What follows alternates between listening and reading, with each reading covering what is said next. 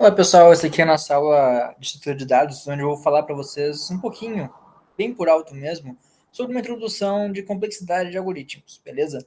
Então, complexidade de algoritmos, nessa aula número 17, do dia 10/1, vocês vão entender, né, qual é o conceito por trás, né, para que serve a análise de complexidade de algoritmo e por que se deve analisar a complexidade de algoritmos. Bom, então vamos começar com uma breve introdução.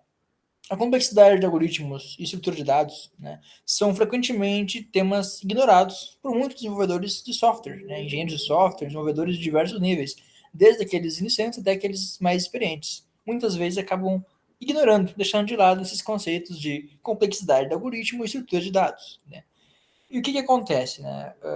Muitos argumentos para deixar de lado é que as linguagens de programação e frameworks atuais já implementam os algoritmos de maneira eficiente, então o programador não precisa, né, o projetista não precisa se preocupar com isso. É um dos argumentos incorretos, né? Na verdade, não é bem assim que funciona.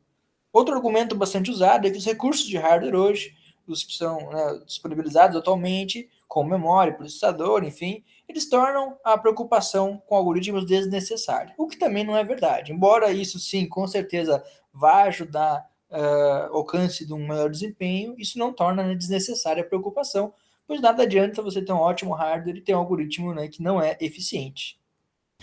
Por outro lado, né, existe uma discussão eterna sobre qual linguagem de programação é mais rápida que a outra. Né? Por exemplo, o programador fala, eu programo em C para ter performance. Tu programa em Java, tu não vai ter performance, por exemplo.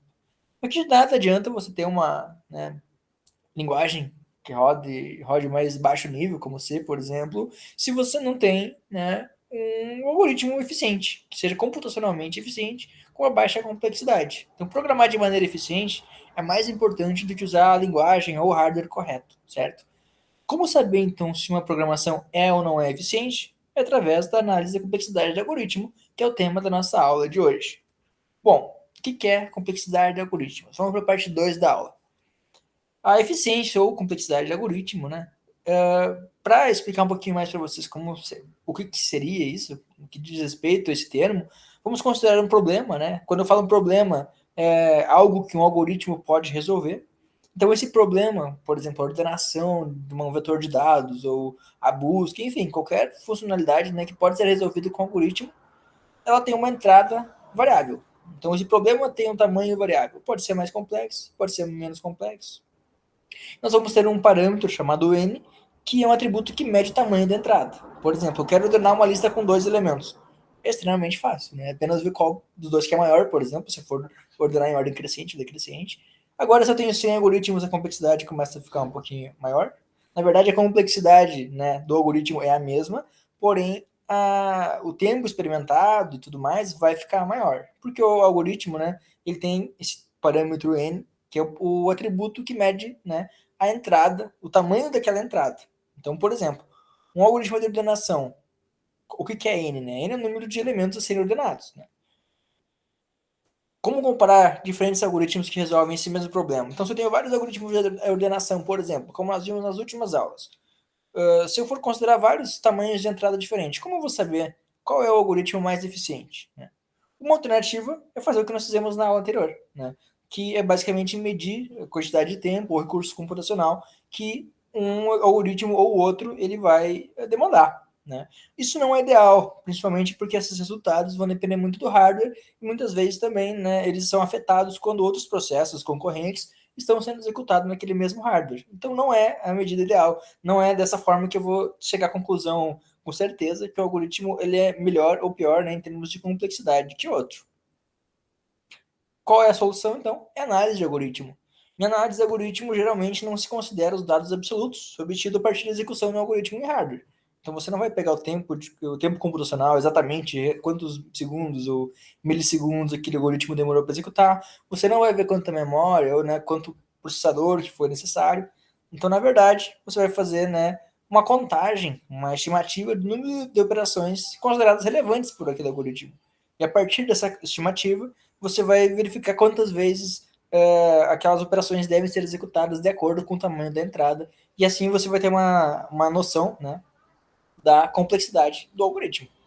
Essas operações elas podem ser comparações, operações aritméticas, movimento de dados, todo tipo de operações que os comandos da linguagem de programação fazem, eles são comandos que são operações, né, que podem ser contadas para expressar, né, em função de n, ou seja, em função do tamanho da entrada, o quão complexo, quantas vezes aquelas operações vão precisar ser repetidas, por exemplo, através da execução desse algoritmo. Obviamente, quanto mais vezes eu precisar executar um comando, mais custoso vai se tornar esse algoritmo, maior complexidade envolvida vou ter.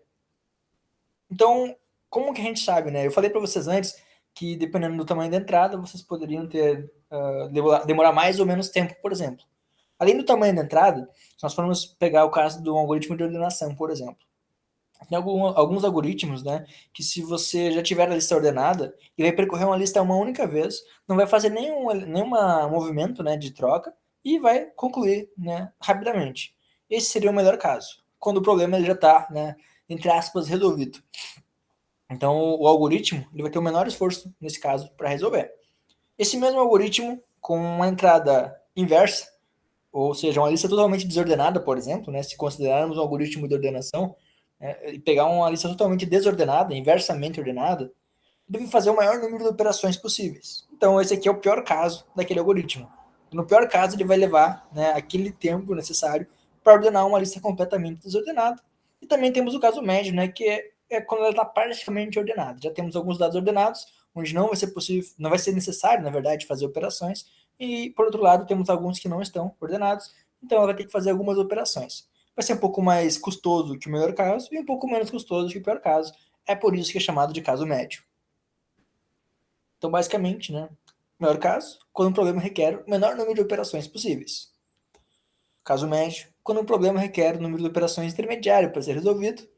E pior caso, quando um problema requer o menor número de operações. Aqui só uma correção, né, não é o menor, aqui é o maior. O menor, na verdade, é o melhor caso. Está errado no slide, tá? E geralmente, então, o que nós vamos realmente nos interessar é no pior caso. Na pior das hipóteses, o quão complexo, o quão custoso um algoritmo pode ser. Então, nós vamos considerar, né, a complexidade de tempo, né?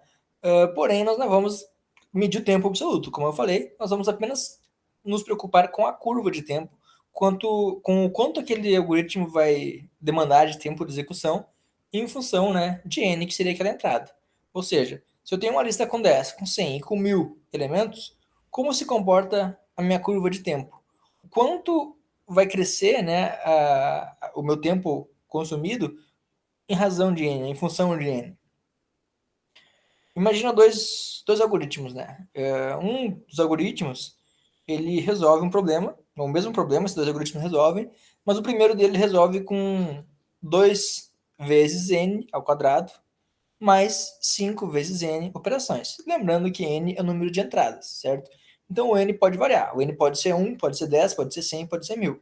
Né? Qual desses algoritmos que você acha que é mais eficiente? Aquele anterior, que é 2 na n ao quadrado, 5, mais 5, 5 na n, 5 vezes n, né, operações, ou esse outro que é 500 vezes n mais 4.000 operações.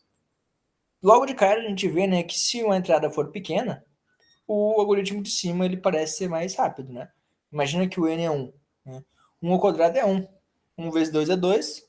5 vezes n seria 5 vezes 1, né, seria 5. Então o algoritmo de cima resolveria com 10 operações apenas para um n igual a 1. O algoritmo de baixo, ele precisaria de 500 mais 4.000, 4.500 operações, certo? Porém, o n, né, nem sempre é 1. Ele pode ser 1 milhão, pode ser 2 milhões. Nesse caso, a gente já percebe que no algoritmo 1, nós temos um comportamento exponencial. Né? O n ele é elevado ao quadrado. Então, agora a gente vai ver nos próximos slides qual algoritmo que a gente deveria realmente escolher, né? Considerando, lembrando, né, o pior caso.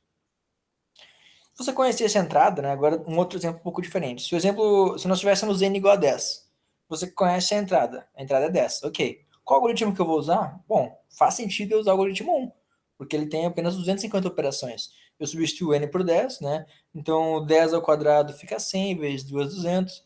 5 vezes 10, 50, né? Então 250 operações. Menos operações, menos custo do que o segundo algoritmo, né? Onde 5 vezes 10 mais 1000, né, daria sendo 1050 operações, né? Nesse caso, para uma entrada igual a 10, eu, né, usaria o algoritmo de cima, algoritmo número 1. Porém, quando eu não conheço N, eu quero garantir que aquele algoritmo ele é eficiente, independente do tamanho da entrada, e aí entra sempre a ideia de considerar o pior caso, o algoritmo 2 ele é o mais eficiente. Né? Com N igual a 100, por exemplo, o algoritmo 2 ele já começa a ter menos operações. Se o N for igual a 1000, igual a 1 milhão, 2 milhões, enfim, um N muito grande, né, infinitamente grande, operando ao infinito, o algoritmo 1 ele vai ser infinitamente mais custoso, porque nós temos um número elevado ao quadrado, o N elevado ao quadrado. Né? Então, quando o nosso N tem valor muito grande, que ele tende ao infinito, os termos inferiores e as constantes multiplicadas contribuem pouco. Então, quando eu tenho n vezes 1, por exemplo, n vezes 10, n vezes 500, até n vezes 1000, não faz tanta diferença comparado àquele comportamento quadrático, né, de quando eu levo o n ao quadrado. Então, é importante observar que o algoritmo 1 possui um crescimento quadrático, né, O de n ao quadrado. Essa notação O é uma notação, né, que nós utilizamos para falar do comportamento assintótico, né, que seria quando o n está muito grande, qual seria, o quão custoso é ou não é cada algoritmo. Enquanto isso, nós vimos também que o algoritmo 1 tem comportamento linear. Por que linear? Porque ele sempre vai crescer, né, linearmente em função de n. Ele nunca vai crescer quadraticamente, porque não tem nenhum exponente envolvido, por exemplo. Então, nós vamos preferir o algoritmo 2 em relação ao algoritmo 1. Né? Esse n ao quadrado, né, geralmente acontece quando nós temos for, por exemplo. Né? Um for dentro do outro, por exemplo. Significa que em vez de você executar n vezes uma operação, você vai ter que executar n vezes n, por exemplo, né? Então, acaba sendo, né, n vezes n é n ao quadrado. Então, com isso, né, se nós temos dois laços for, por exemplo, um dentro do outro, o nosso algoritmo já começa, né, demonstrar uma complexidade quadrática diferente de um algoritmo que eu vou percorrer uma lista uma única vez, né? Seria uma lista linear, por exemplo. Então, um exemplo clássico, um for, que você vai percorrer do início ao fim. Quanto maior for a sua entrada, maior vai ser o número de operações, mas vai ser sempre linear. Você não vai precisar, não vai crescer quadraticamente. Agora, se você tem um for dentro de outro for, quer dizer que para cada tamanho de n, né, você vai ter que fazer n ao quadrado de operações.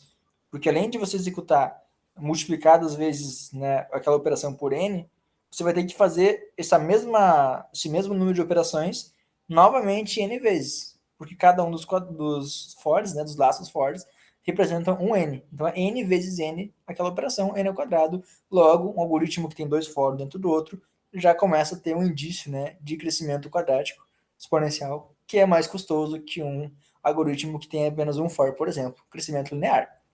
Então, é basicamente isso que a complexidade do algoritmo significa. Né? Então, só para mostrar para vocês, qual que é a ideia de um n linear, né? Imagina que nosso algoritmo ele cresce linearmente. É aquele Ozinho ali com n, né? Aquela linha azul. Ela vai crescer realmente linear. Ela nunca vai ter um comportamento diferente, nem para cima nem para baixo. Conforme eu aumento o tamanho do meu n, né? Conforme eu aumento o tamanho da minha entrada, eu vou crescer de forma linear, né? Se eu dobrar a minha entrada, vai dobrar o meu tempo. Se eu triplicar a minha entrada, vai triplicar meu tempo. Diferente do O de n ao quadrado, por exemplo, né? Que é o pior caso, que é basicamente quando eu tenho, né, funções, por exemplo, né, com fores alinhados dentro do outro, que, embora no início pode, né, ter valores menores de tempo, se nós olharmos lá no início, né, antes da nossa curva, nós conseguimos ver que para inputs pequenos, pode até ser melhor aquele comportamento.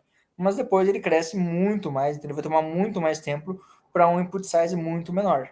Então, se nós fôssemos ver um input size aqui no final do gráfico, por exemplo, onde o O de n linear está próximo aqui do fim do gráfico, o O de n ao quadrado ele estaria muito além disso em relação ao tempo. Não? Então, o tempo, né, chegou num quarto do gráfico, já nem aparece mais aqui o quanto ele sobe. Mas a ideia é que ele tende a subir mais e mais e mais, né, crescer realmente exponencialmente. Então, essa curva aqui que realmente importa quando a gente vai fazer a nossa análise usando a notação sintótica, né, de complexidade do algoritmo. O algoritmo que se comporta, que faz apenas uma operação, por exemplo, independente do tamanho da entrada, ele sempre faz o mesmo número de operações, esse algoritmo ele tem essa linhazinha verde, né, comportamento, né, na O de 1. Né? Então, independente do tamanho do meu input, da minha entrada, independente do tamanho de n, ele vai fazer o mesmo número de operações sempre. Então, por exemplo, ele não tem um for, né? Não vai percorrer uma lista que depende daquela entrada. Ele tem um comportamento pré-definido, né? Então, é o melhor, geralmente é o melhor dos casos, né? Temos o O log de n, né? Que ele acaba sendo também mais eficiente, né? Que um comportamento linear, né? Para inputs grandes. O tempo que ele vai levar é menor, né? E, por fim, né? Então, nós temos essas quatro formas, quatro possibilidades de classificar um algoritmo. Então, o que é complexidade de algoritmos? É o uso de técnicas para prever a quantidade de recursos que um algoritmo irá demandar à medida que um problema cresce. Quanto maior a entrada, qual é a quantidade de recursos que eu vou, né, prever que eu vou utilizar. Não são considerados recursos absolutos. Então, nós não temos aqui, por exemplo, quanto tempo ele vai ter em cada momento. Nós temos apenas uma curva que mostra o quanto o tempo cresce, né, para cada tamanho de entrada, independente do número absoluto do tamanho da entrada e do tamanho e da quantidade de tempo. O que importa é a curva, é a comparação entre essas diferentes curvas de cada um dos tipos de complexidade que nós temos, né? Então, algumas lições aprendidas, né? Por que análise da complexidade? Bom, a preocupação da complexidade é fundamental para projetar algoritmos eficientes. Nós podemos analisar algoritmos já, né, projetados, já desenvolvidos, então a gente desenvolve e depois analisa, mas melhor que isso se nós tivermos essa preocupação desde o início já, né? Se nós já desenvolvermos algoritmos pensando na complexidade, né? Ter uma baixa complexidade, ter uma alta eficiência computacional desde a sua concepção, né? Então, temos alguns códigos de fonte aqui, né, que eu já mostrei para vocês anteriormente, que serve para medir tempo, né? Mas a ideia básica aqui é mostrar para vocês que melhor que medir tempo é medir a complexidade de algoritmo, beleza? Depois, só para dar um exemplo, né, quando nós falamos lá do insertion sort, por exemplo, eu trouxe essas medidas, né, de complexidade, talvez naquela aula não tenha ficado bem claro, então essa aula de hoje serve só para fazer esse link. Por exemplo, né, a complexidade do pior caso do insertion sort é o ad n ao quadrado, que nós vimos que é ruim. Né? No caso médio também é o ad n ao quadrado. Né? No melhor caso ele é o ad n linear, que até é bom. Né? Porém, né, se nós considerarmos o pior caso, ele é o ad n ao quadrado, o que acaba sendo não bom. Né? Se vocês voltarem para a sala de algoritmo de ordenação, vocês vão poder analisar e comparar isso que eu estou falando agora, né? Vendo o pior caso, o melhor caso, o caso médio, e aí vocês vão de fato, né, poder escolher aquele algoritmo que no pior caso ele é mais eficiente. Beleza? Então é por isso. A aula de hoje é isso, né? Ficamos por aqui. E agora vai ter uma tarefinha, né, que vai estar no Moodle para vocês.